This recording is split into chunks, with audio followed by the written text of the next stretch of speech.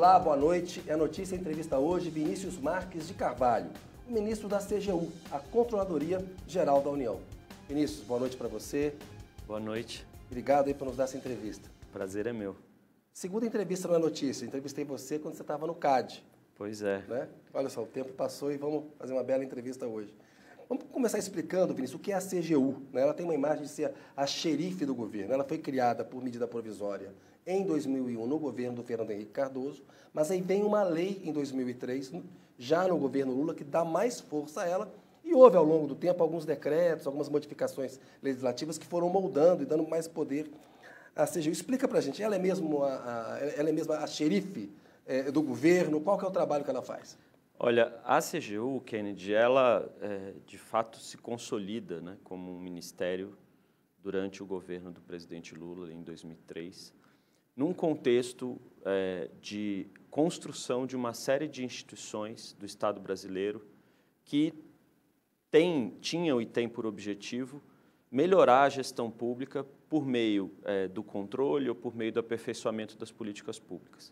Então, ela entra nesse contexto em que você tem reformas legislativas em outras áreas, reforço da atuação de outros órgãos com características parecidas, como a própria Polícia Federal, como o próprio CAD, e a CGU ela entra nesse contexto e ela começa com uma raiz, digamos, muito associada à ideia de um órgão que faz auditoria de políticas públicas.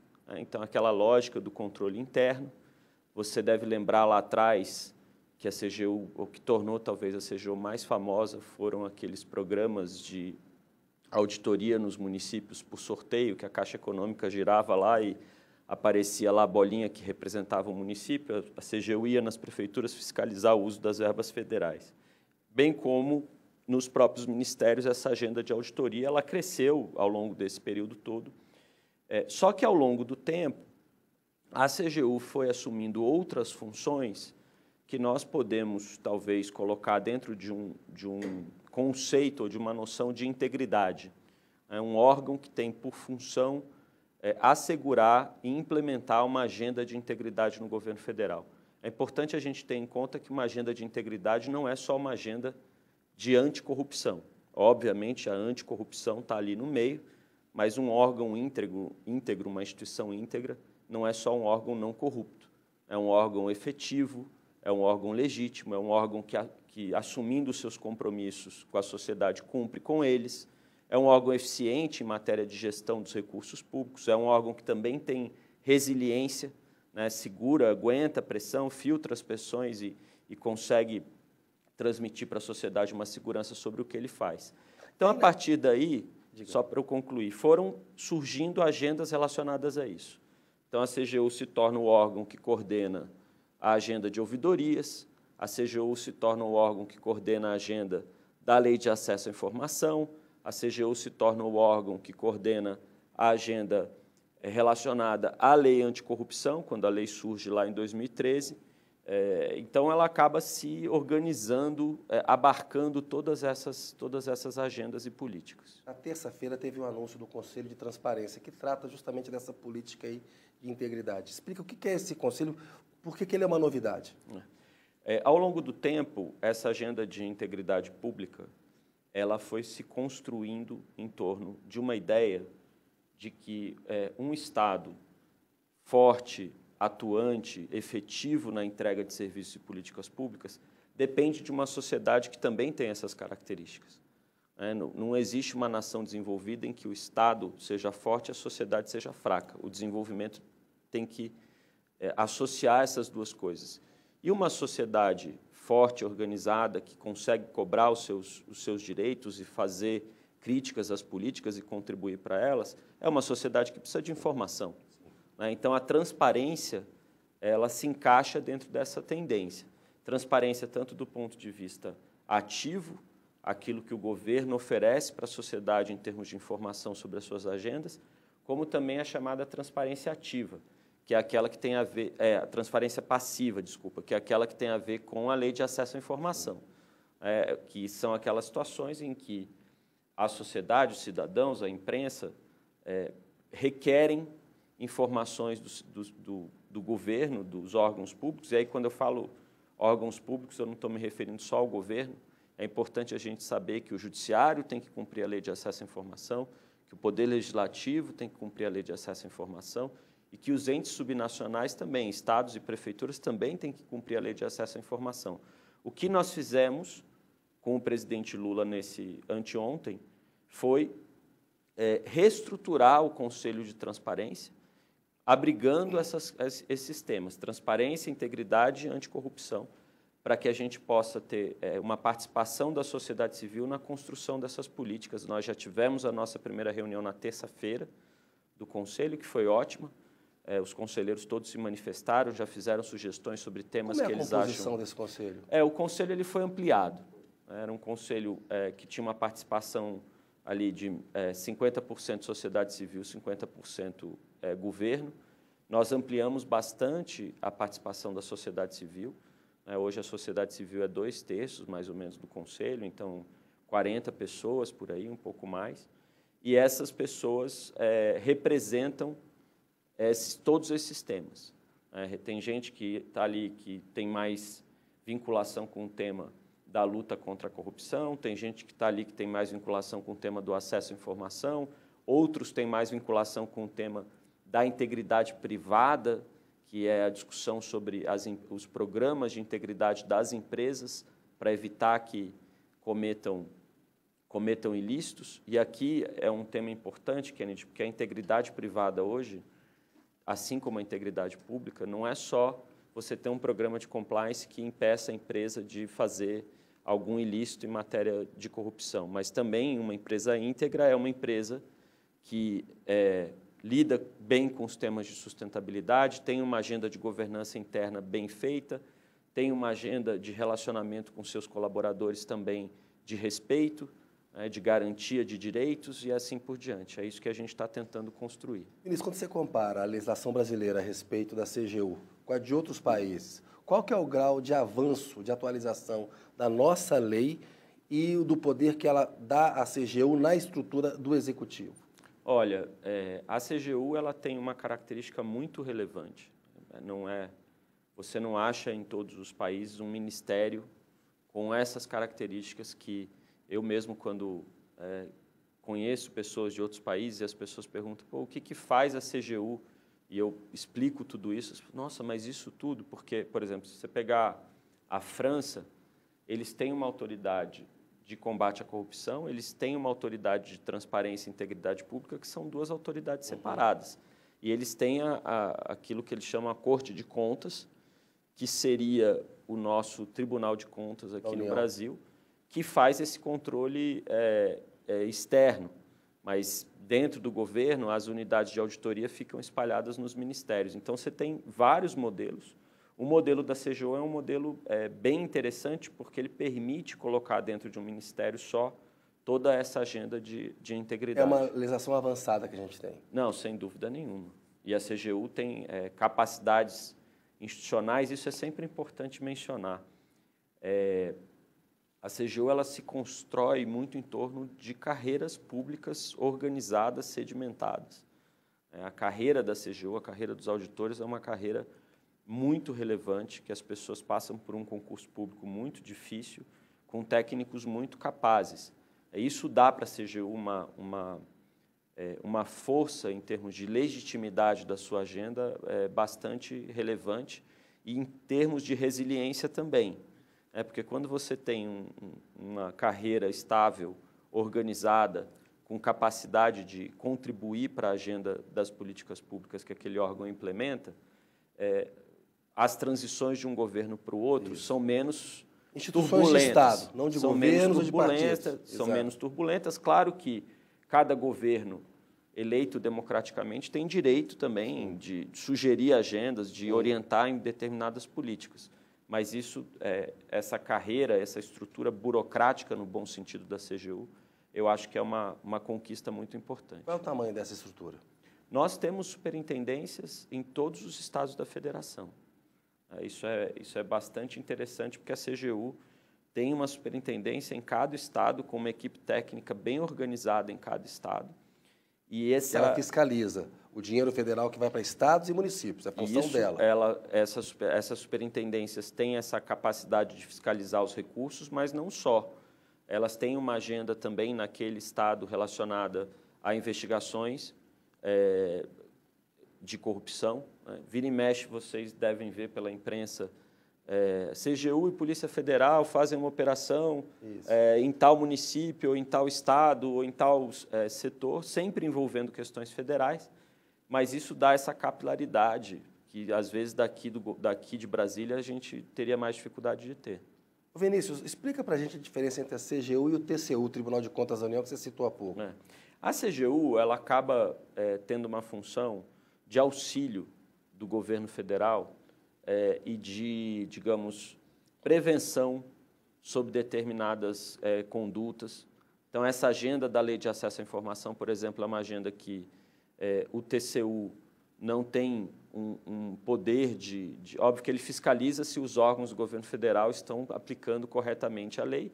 Pode fiscalizar, ele pode fiscalizar, inclusive, a própria CGU, mas a CGU tem essa função de estar estando dentro do Poder Executivo, dentro do governo federal, assumir um pouco mais esse caráter preventivo também e de orientação de políticas que o TCU vem tentando fazer ao longo do tempo, mas que essa é uma função, por exemplo, só para dar um exemplo, a CGU tem um auditor em cada ministério para fazer o controle interno, tem um ouvidor ou ouvidora, né, enfim, em cada ministério para fazer o controle interno, e isso acaba sendo... E um corregedor em cada ministério também para fazer a parte correcional de avaliação das condutas dos servidores, que isso é outra agenda também da CGU, coisa que o Tribunal de Contas não tem. Né? O Tribunal de Contas tem outro modelo de atuação. Olha só, a corrupção, a gente sabe, ela sempre foi usada no Brasil para tentar influenciar a opinião pública, e muitas vezes tentar justificar o golpe de 64 contra o PT no poder. Agora, a gente sabe que ela é um problema endêmico no Brasil, né? Que ela é um problema sério que o país tem. Como tratar o combate à corrupção da parte do governo sem disseminar na população esse sentimento, Vinícius, antissistema, a demonização da política? Qual que é a medida disso aí? Tem um ponto interessante no combate à corrupção, que é aquela história, né? O que os olhos não veem, o coração não sente. Nós vivenciamos isso em alguns momentos da história em que as instituições, por uma série de questões, não estavam ali exercendo o seu trabalho do jeito que elas poderiam exercer, e isso passava uma imagem, pode passar uma imagem, olha, não tem corrupção. Claro, se não combate a corrupção, ninguém fica sabendo. É isso, né? Fica, bom, então não tem. Nós vivenciamos nos últimos anos, se você comparar o número de buscas de operações da Polícia Federal em 2018 com 2022, por exemplo, você vai ver um decréscimo imenso no número dessas operações, que pode passar essa imagem, olha, está vendo, não tem mais operação da polícia, e não tem porque a corrupção acabou. Né? Quando a gente sabe... Porque a política pública ali era não combater a corrupção. O governo Bolsonaro fez isso. Quando a gente sabe que, na verdade, esse combate ele é um combate constante. Agora, o que é importante a gente entender? Nós temos que ter uma agenda relacionada à corrupção que tenha uma dimensão muito presente no lado da prevenção. Assim, você não vai só combater a corrupção fazendo operações para lá e para cá, porque se você não enfrentar as causas, se você não enfrentar os incentivos que geram esses problemas. E eu acho, nosso entendimento é que a agenda de transparência, a agenda de acesso à informação e essa agenda de integridade, de garantir que os controles funcionem, é um passo muito importante nessa direção. E uma outra agenda que é importante também nós investirmos na qualidade das políticas. Porque quanto melhor for uma política pública, quanto melhor for a prestação de um serviço público pelo Estado, menos corrupto ele tende a ser. Menos problema ele tende a gerar da perspectiva da corrupção. Sim. Então, são dois lados que nós temos que enfrentar. E, na perspectiva do combate, Kennedy, é sempre importante a gente garantir que esse combate seja um combate republicano, né? Que seja um combate que investigue na hora de investigar, faça as denúncias na hora de se fazer garanta a presunção de inocência, a ampla defesa e o contraditório. Né? Óbvio que o debate político, muitas vezes, vai tentar puxar para um lado, puxar para o outro, mas é importante que quem investiga, quem está à frente desse processo, tenha muita serenidade para não cometer esses tipos de erros que nós vimos nos anos recentes no Brasil. Vinícius, a Lei de Acesso à Informação, a LAI, né, ela acabou de completar 11 anos, teve uma cerimônia nessa semana, o presidente Lula participou, você fez anúncios. Explica a importância da LAI para a sociedade brasileira, né, da Lei de Acesso à Informação, e de que retrocessos aconteceram no governo Bolsonaro e que medidas vocês tomaram para corrigir esses retrocessos. Nós, inclusive, no evento de terça-feira, uma moradora aqui do Distrito Federal fez uma fala muito importante sobre a Lei de Acesso à Informação, dizendo que foi a Lei de Acesso à Informação que permitiu que ela tivesse informações sobre o estado fundiário dos terrenos, dos loteamentos onde ela vivia e uma parte da população ali vivia, e com base nessas informações ela pôde, junto com advogados, com militantes da área, requerer a regularização fundiária, requerer a garantia da sua moradia. Esse exemplo é muito importante porque envolve exatamente essa dimensão da qualidade do serviço público. Muitas vezes a gente associa a Lei de Acesso à Informação com jornalistas pedindo informação para fazer denúncias contra o governo, né? A gente vê muito esse estereótipo da Lei de Acesso à Informação. Essa é uma dimensão, e é importante que isso aconteça para o governo também saber que tem fiscalização, né? De novo, entra nessa dimensão da prevenção à corrupção. A Lei de Acesso à Informação, Kennedy, ela vem dentro de um contexto de uma agenda de governo aberto, que foi estruturada, ela foi sugerida e discutida dentro do Conselho de Transparência lá atrás, ainda no governo do presidente Lula. Ela foi aprovada no governo da presidente Dilma, primeiro o governo Lula, depois o governo Dilma, dentro desse contexto de uma formação de uma parceria por um governo aberto, né? Ela é uma lei muito difundida, muito disseminada. São 300 órgãos dentro do governo federal que respondem pela Lei de Acesso à Informação. E também com uma estrutura de hierarquização de recursos bem estabelecida. Então, se você pede uma informação via Lei de Acesso à Informação, ela vai primeiro para a ouvidoria daquele órgão, depois ela pode ir para o ministro daquele órgão, se a informação for negada, depois, se for negada, para a CGU e depois ainda pode ir para a CMRI, que é o Comitê de Representação dos Ministros que decide temas finais. E ela também permite a classificação de documentos, como de acesso restrito, secreto ou ultrasecreto. O que é importante a gente entender?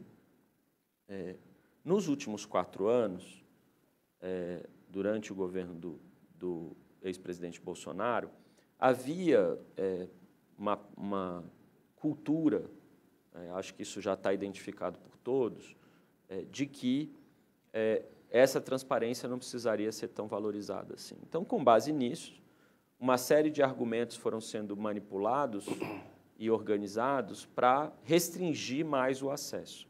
Isso foi um tema da campanha eleitoral, né? Todo mundo lembra disso. Falavam-se, né, nos decretos de sigilo e tal. Não queria divulgar a visita dos filhos ao Alvorada, cartão de vacinação. O processo administrativo que teria absolvido o ministro Pazuello. Foi ministro da Saúde. Informações sobre as vacinas e sobre compras de cloroquina, informações sobre o uso de recursos públicos durante a campanha. Escondia essa informação, é isso? Toda a questão relativa, por exemplo, à atuação da PRF durante o segundo turno das eleições, tudo isso estava ali, digamos, sem a observação da sociedade brasileira. Né? Isso é muito cuidadoso. Isso. E estava ali sem a sociedade poder observar. Sem a sociedade poder analisar. Da sociedade. Enfim, mas você é ministro de Estado. E aí o que acontecia o que aconteceu nesse contexto? Nós assumimos, o presidente Lula fez um despacho determinando que nós, em 30 dias, reavaliássemos esses casos. Nós criamos um grupo de trabalho dentro da CGU que fez essa Você análise. ficou louco de trabalhar, trabalhou 16 horas por pouco dia. Sem dormir aquele período.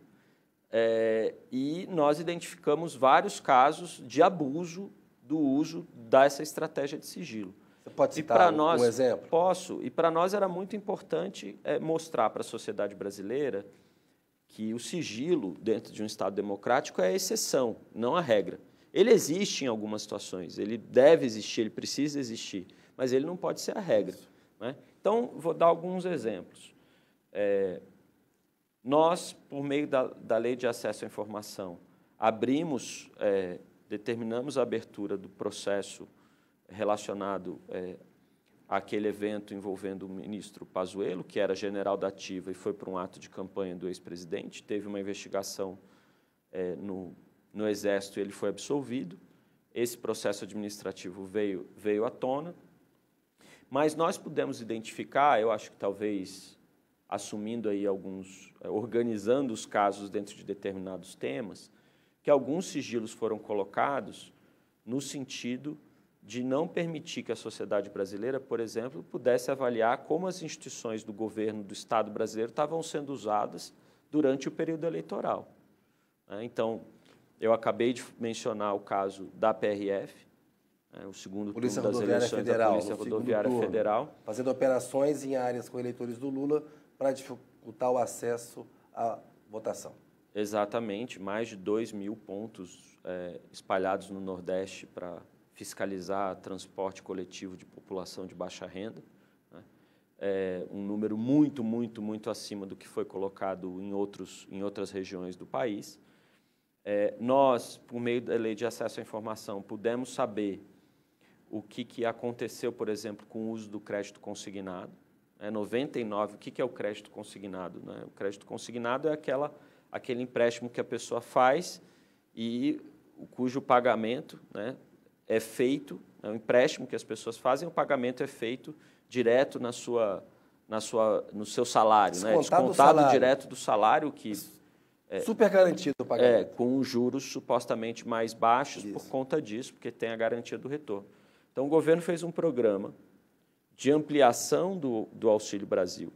Nós já detectamos que esse programa de ampliação do Auxílio Brasil, na virada de 22 para 23, beneficiou pelo menos 820 mil famílias que não estavam dentro dos critérios, né, para esse programa, inclusive porque o cadastro único não foi a referência para se ampliar esse número de famílias.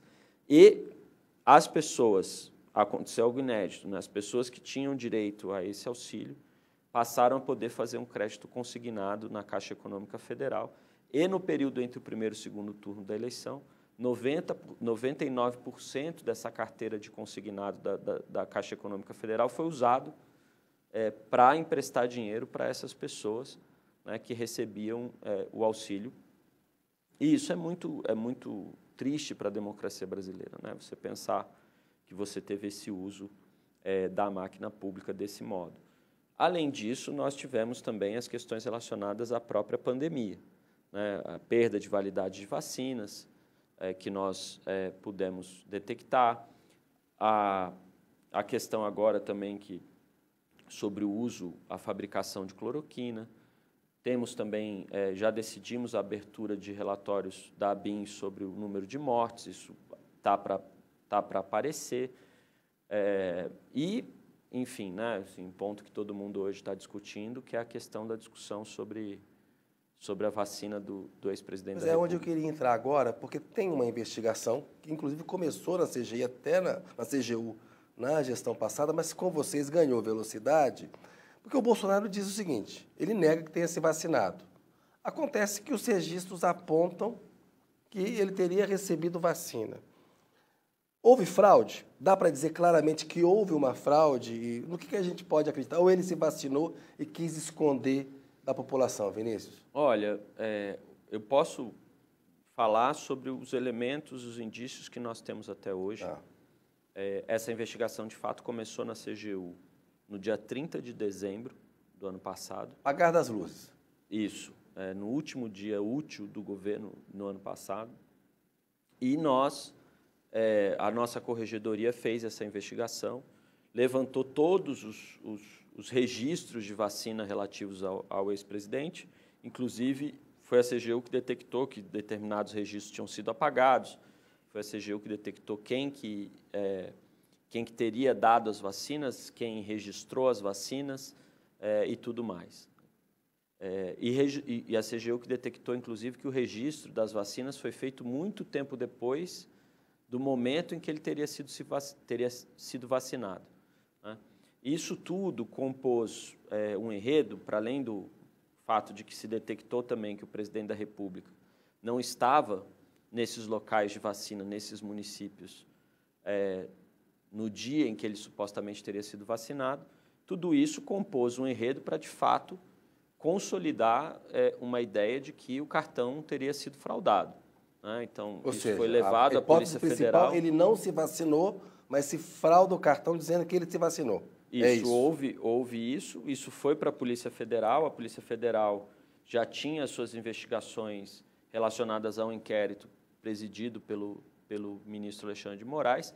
Ela juntou essas pontas, né, e inclusive todo esse lado envolvendo, por exemplo, a participação ou a possível participação do ajudante de ordens do ex-presidente, veio das investigações que a polícia tinha. Isso entrou, digamos assim, se encontrou com as investigações que a CGU fez e entregou para a polícia, e isso gerou aquela operação.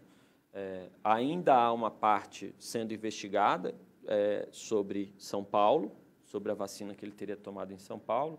A Polícia Federal e a CGU estão buscando mais informações sobre essa parte específica. A Rede TV apresentou um pedido com base na Lei de Acesso à Informação sobre esse cartão do Bolsonaro. Aí teve um recurso dizendo que o Ministério estava investigando ainda se tinha tido fraude ou não. E assim que fosse identificado o resultado da investigação, a CGU se posicionaria. Já foi identificada a fraude nessa parte de São Paulo? E quando que a CGU vai tornar esse cartão de vacinação público? Em São Paulo, o que já foi identificado é que, de fato, o presidente não estava em São Paulo no dia em que a vacinação teria sido feita. Também já foi identificado que essa vacinação foi feita, que o registro dessa vacina foi feito mais de um ano depois do dia em que ele teria sido vacinado. Postamente lá. No dia que... Também já se identificou que ele nunca esteve, isso ele mesmo diz, né, mas foi investigado, que ele nunca esteve naquele posto de saúde.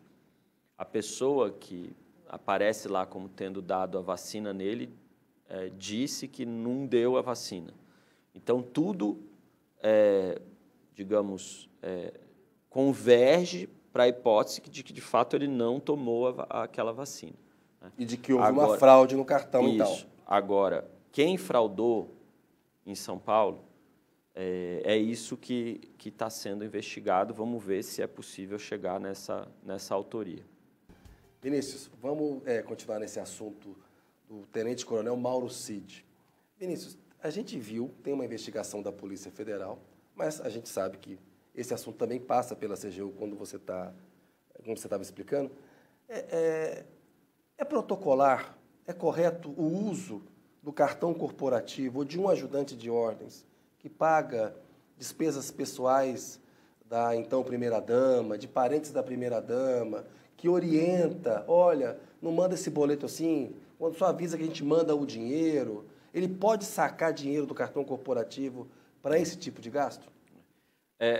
Eu acho que essa questão do cartão, Kennedy, é importante, porque assim, tem muita coisa para ser esclarecida ainda aí, né? O cartão de pagamento, ele é utilizado, deve ser utilizado para despesas envolvendo o presidente, a presidência da República, que tem a ver ali com o exercício do seu cargo, né? Porque o presidente também tem o seu salário, né, para eventuais despesas pessoais dele, né? Então, acho que... Se ele quer comprar uma gravata, um terno, ele usa o salário dele. Essas coisas Isso precisam... não é cartão corporativo, ou o cartão corporativo pode ir lá comprar um terno para o presidente? Não, essas coisas precisam ser bem equacionadas. O TCU já fez, tem um acórdão já requerendo uma apuração mais profunda sobre o uso dos cartões. Existe coisa que talvez precise de uma melhor regulamentação e tal, existe. Agora, de fato, se confirmada essa profusão de uso do cartão ou de saque em dinheiro para pagar despesas que passam por uma conta corrente de um terceiro, inclusive, né, amiga, não sei o quê e tal, que parece que está se confirmando. Se essas coisas se confirmarem, o resultado vamos aguardar o resultado das investigações, de fato, ali você tem ali uma mistura, digamos assim, de espaço público, né, dinheiro público e privado. Patrimonialismo. Agora Vinícius, precisamos esperar o resultado. Se confirmar, tem crime. Sim, tem ilícitos ali, talvez até crimes mesmo. Mas a gente precisa aguardar as investigações. Tenta explicar melhor, por exemplo, as motociatas do Bolsonaro. Ele podia usar o cartão corporativo para ir numa padaria e comprar, sei lá, lanches para 500 pessoas que estivessem na motociata com ele? No meu entendimento, não. Isso é um mau uso do cartão. Eram atos políticos, inclusive já olhando para uma dimensão de campanha eleitoral. Né? Não eram pessoas que faziam parte da sua estrutura de segurança, da sua estrutura de apoio administrativo ou algo do tipo. Isso também, assim, fazer uma carreata, uma motociata, uma passeata e usar o recurso do governo federal para pagar lanche para todas as pessoas que participaram de um determinado evento, como esse, não faz nenhum sentido. É um uso da máquina, né, em benefício de uma candidatura, ou seja, a lei veda isso, claramente. Sim, veda. E essas questões vão compondo, né, enfim, esse enredo que eu mencionei para você, eu esqueci de mencionar essa questão da motociata, mas dessa apropriação, né, dessa agenda de uso das instituições do Estado para, eventualmente, benefícios pessoais e coisas desse tipo. E tudo isso, se confirmado, se configurado de fato que aconteceu, nós temos um problema do ponto de vista funcional para aquelas pessoas que são servidores públicos e participaram disso e, eventualmente, criminal. Porque, veja, Kenneth, é importante dizer, nessa questão da vacina, por exemplo, você tem servidores públicos ali que estavam exercendo funções dentro do gabinete do presidente da República, né? E que, eventualmente, vão ter que responder processos administrativos disciplinares funcionais, que, a depender da caracterização da conduta e da prova, de novo, né, a gente tem que respeitar a ampla defesa e devido processo legal, se tudo for confirmado e configurado, podem, inclusive, perder as suas, serem demitidos do serviço público. Que, no caso, é um uso da estrutura da presidência da República para se fraudar o sistema de vacinação do governo. Ou seja, é a presidência da República cometendo um crime, não, Vinícius? Desculpa, eu acho que se tudo for confirmado, a gente tem características muito fortes nesse sentido. Um assunto que eu queria tratar com você é sobre o trabalho que a CGU pode fazer. A gente viu que a Amazônia ela sofreu uma pressão muito predatória e tem um debate sobre grilagem, titulação e uma interface muito grande com a questão ambiental. A gente está vendo os relatos da ONU de que os últimos 8 anos foram os mais quentes do planeta, os próximos 5 anos podem ser mais quentes ainda, ou seja, a questão ambiental ela é muito grave. Que trabalho que a CGU pode desenvolver e está desenvolvendo na Amazônia em relação a essa questão de grilagem e de uma tentativa de evitar uma devastação maior da região? Esse tema é bem importante. A CGU, inclusive, em relação à crise humanitária que os Yanomami estavam vivendo, né? Estão ainda... Vivendo e que nós temos fazendo todo o esforço para superar essa questão, como um dever do Estado brasileiro, a CGU foi lá atuar em loco para poder investigar questões relacionadas as políticas públicas que precisavam ser efetivas ali e se estava tendo algum problema, algum desvio. A nossa função como órgão fiscalizador, em situações como essa, por exemplo, por meio das nossas auditorias e por meio, eventualmente, da nossa área de combate à corrupção, tentar identificar eventuais ilícitos que estão sendo cometidos e de desvio de recursos públicos que tinham que estar sendo destinados para a área. Nós já temos algum trabalho nesse sentido. Temos começado, a gente começou esse ano a montar o nosso plano de auditorias e um dos focos nossos são planos nessa área, são auditorias nesses temas para a gente poder ajudar a construção das políticas. Porque tem uma terra arrasada ali. Ô, Vinícius, uma outra coisa importante, você tem formação jurídica. A Lava Jato, né, os acordos de delação que são feitos pelas pessoas físicas, aí há os acordos de leniência que as empresas fazem. A gente está vendo aí um livro do Emílio Odebrecht falando, né, que havia tortura para se forçar as delações dos investigados, ali na pessoa física. Queria que você fizesse uma avaliação se a gente precisa, de alguma forma, mudar essa lei que trata das delações e também no que se refere à questão da leniência. Porque você tem experiência com isso, da época do CAD, você está na CGU. Queria a sua visão sobre esses dois pontos. O acordo de leniência, é importante que até a população saiba disso, ele é um mecanismo que é utilizado em vários países do mundo para se obter informações das empresas, principalmente, e eventualmente de pessoas físicas que trabalham nas empresas, sobre um determinado ilícito. Muitas vezes eles servem, inclusive, para começar uma investigação. Dado essa característica do acordo de leniência, que, mal comparando, seria uma espécie de delação premiada das empresas, é importante que eles sejam muito robustos. O acordo de leniência não pode ser só um relato, que alguém chega lá e conta uma história e, com base nisso, você sai fazendo condução coercitiva, Acordo de leniência tem que ter um histórico da conduta bem fundamentado, tem que ter documentos, tem que ter indícios fortes para você começar uma investigação e eventualmente, desencadear uma operação. Esses acordos de leniência, eles surgem em matéria de anticorrupção na lei anticorrupção que tem como que é aplicada pela CGU. O que aconteceu foi que o Ministério Público Federal decidiu que também tinha competência para aplicar essa lei, foi fazendo esses acordos de leniência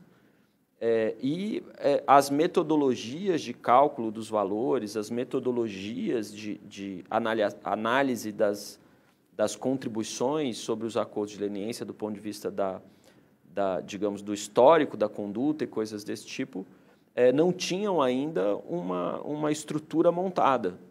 Você não tinha um guia de dosimetria, você não tinha um guia de colaboração, você não tinha nada disso. E um órgão que não estava explicitamente previsto na lei como responsável por fazer o acordo de leniência foi fazer. Agora, acho que a gente está no momento, Kennedy, de analisar esse balanço. São 10 anos da lei, né, 2013, 10 anos da lei.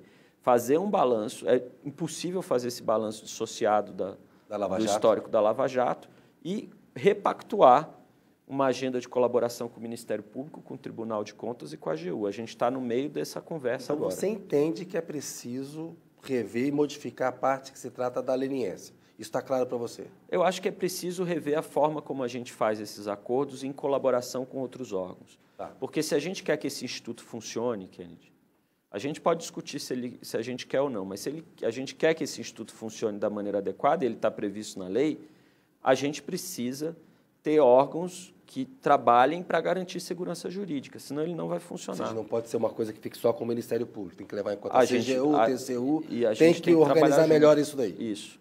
E a questão da delação, no seu entender?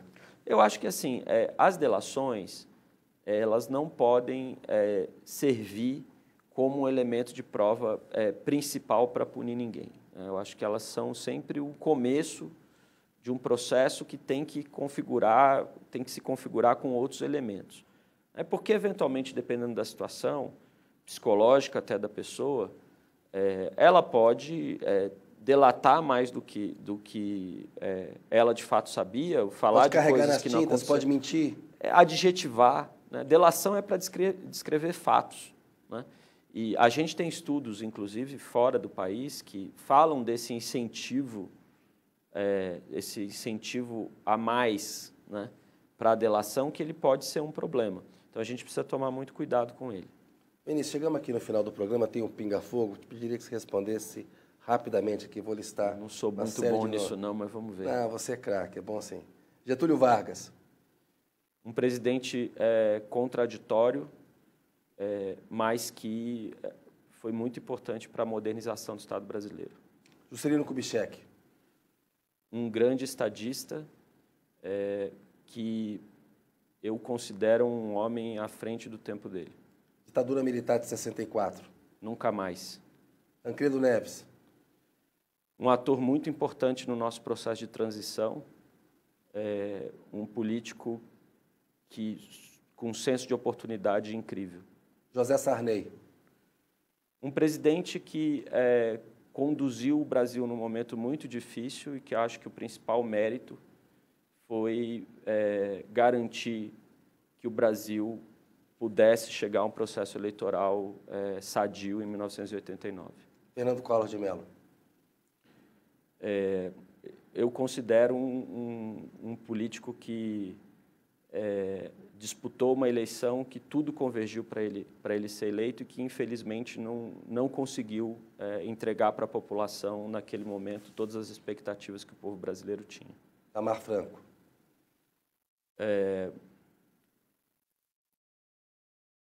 Um homem que eu acho que fez uma grande contribuição para o país, num momento muito decisivo, e que precisa ser relembrado assim. Fernando Henrique Cardoso. Presidente Fernando Henrique, na minha época, fazia muita oposição no movimento estudantil, né, como na juventude a gente faz, mas eu acho que ele teve um grande mérito de ajudar o país a conquistar uma estabilidade na economia, e eu acho que esse mérito tem que ser dado a ele, sem dúvida nenhuma, além do presidente Itamar Franco também. Começou o Plano Real, começou no Itamar, mas o Fernando Henrique foi o grande arquiteto político da coisa mesmo, né? É correto reconhecer isso. Dilma Rousseff. A presidenta Dilma, eu acho que é um dos maiores exemplos que a gente pode ter no Brasil de uma lutadora dos direitos humanos, de uma mulher incansável e de uma pessoa muito, muito, muito correta. Michel Temer. Acho que foi um político que teve um senso de oportunidade muito grande também, mas que, infelizmente, contribuiu muito para a deposição de uma presidente por um golpe parlamentar que não fazia nenhum sentido acontecer naquele momento. Jair Bolsonaro. Eu considero o ex-presidente Jair Bolsonaro uma representação de tudo que pode ter de mais atrasado no país. Lula. Um grande estadista e talvez o maior líder da história política brasileira até hoje. Vinícius Marques de Carvalho. Difícil definir, né? Eu só sou um professor universitário que gosta muito da minha carreira como professor e da minha carreira como gestor público e tento trabalhar da maneira mais correta possível. Vinícius, boa noite para você. Obrigado pela entrevista. Um abraço. Até uma próxima. Obrigado. Valeu. O É Notícia volta na semana que vem. Agradeço a sua audiência. Muito boa noite.